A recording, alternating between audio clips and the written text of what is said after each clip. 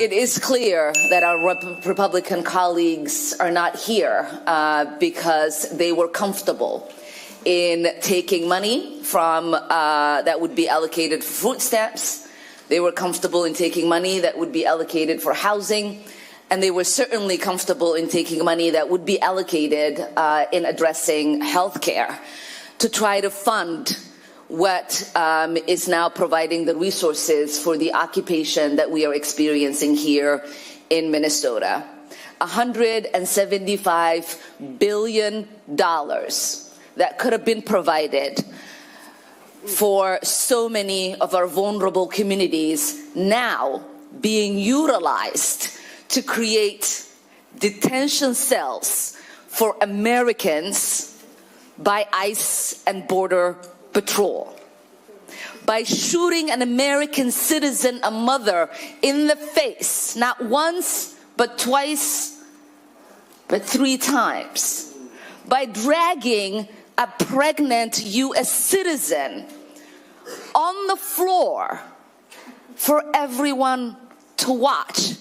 And as Representative Aaron Cagle just sent me, is staging 4 ICE trucks in front of Spring Lake High School as kids are being let out for their lunch break.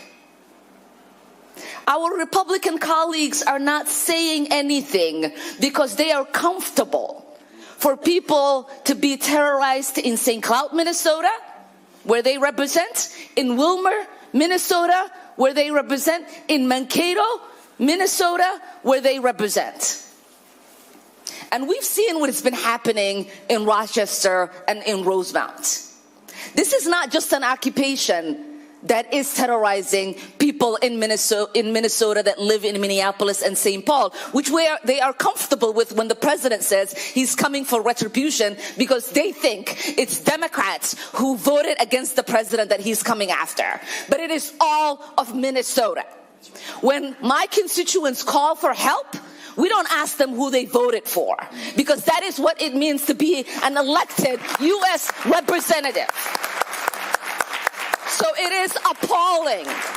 It is appalling for our colleagues on the other side of the aisle to be okay for the president to carry out retribution here in Minnesota.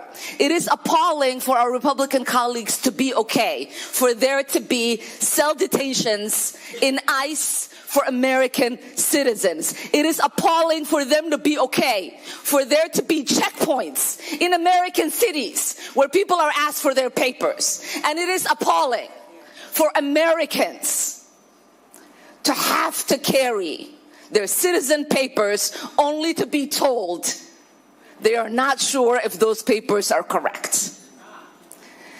I don't want to curse, but those of us who escaped places like that, the one place where we thought we would never experience this is the U.S. goddamn States.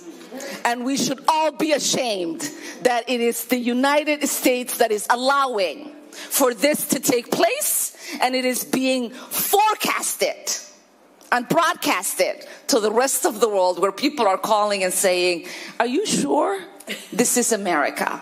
I am ashamed. And we must do everything that we can to bring back the America we all escaped into.